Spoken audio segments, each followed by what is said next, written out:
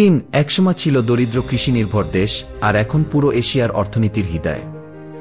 আজ এশিয়ার মোট উৎপাদনের প্রায় 40% এর বেশি তৈরি হয় এই এক দেশেই। কিন্তু এই সাফল্যের গল্পটা একদিনে লেখা হয়নি। 1949 সালের 1 অক্টোবর মাও সেতুং চীনকে স্বাধীন ঘোষণা করে। 1949 সালে স্বাধীনতার পর চীনের নেতৃত্বে আসেন মাও সেতুং। কিন্তু তখন চীন ছিল ধ্বংসপ্রায়।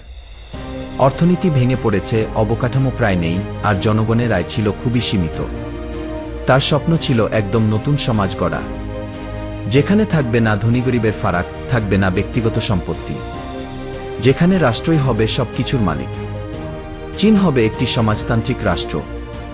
প্রথমে তিনি কৃষি সংস্কার করেন। জমিদারদের জমি কৃষকদের মধ্যে ভাগ করে দেন। শিল্প প্রতিষ্ঠানগুলো রাষ্ট্রের নিয়ন্ত্রণে নেন।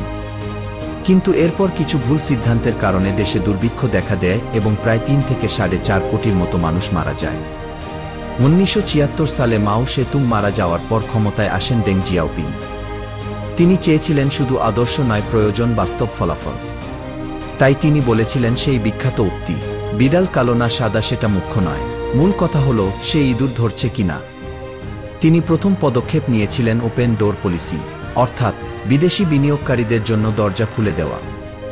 তারপর তিনি কিছু ইকোনমিক জোন তৈরি করেন যেখানে কর কম ও নিয়ম শিথিল ছিল, ফলে বিনিয়োগকারীরা আগ্রহী হয়। তার কৃষি সংস্কারের মাধ্যমে কৃষি জমি রাষ্ট্রের মালিকানায় থাকার সত্ত্বেও কৃষকরা স্বাধীনভাবে উৎপাদন করে বিক্রি করতে পারত, ফলে কৃষি উৎপাদন দ্রুত বাড়ে ও দারিদ্রতা কমতে শুরু করে। এরপর তিনি ছোট ছোট ব্যবসা এবং উদ্যোক্তাদের উৎসাহ দিতেন, ফলে ছোট ছোট ফ্যাক্টরি গড়ে উঠেছিল। ডেং জিয়াওপিং এর সময় চীনের অর্থনীতি কয়েক গুণ বেড়ে যায়। চীন হয়ে ওঠে উৎপাদনের কেন্দ্রবিন্দু এবং পুরো বিশ্বে মেড ইন চায়না ছাপ ছড়িয়ে পড়ে। ডেং জিয়াওপিং এর সংস্কার সফল হওয়ায় দেশের অর্থনীতি ত্বরান্বিত হয়।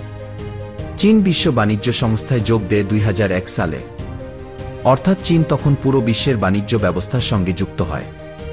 বিদেশি কোম্পানিরা চীনে উৎপাদন শুরু করে। অ্যাপল, নাইক, স্যামসাং এর মতো বড় ব্র্যান্ড তাদের কারখানা চীনে স্থানান্তর করে। 2010 সালের পর চীন শুধু বিশ্বের কারখানা নয়, এখন উদ্ভাবনের বিশ্বনেতা। এআই, রোবোটিক্স, সেমিকন্ডাক্টর, এমনকি মহাকাশেও তাদের পদচিহ্ন। Alibaba, Huawei, Xiaomi, Tencent, BYD বিশ্বজুড়ে প্রভাব বিস্তার করেছে। আজ চীনের জিডিপি $18 ট্রিলিয়ন, আর দারিদ্র্যসীমার নিচে থাকা মানুষের সংখ্যা প্রায় শূন্যে নামিয়ে এনেছে। এশিয়ার বাকি দেশগুলো যেমন ভারত বিশ্বের সর্বাধিক জনসংখ্যার দেশ, প্রায় 140 কোটি মানুষ। 2024 সালের হিসাব অনুযায়ী ভারত এখন বিশ্বের 5ম বৃহত্তম অর্থনীতি।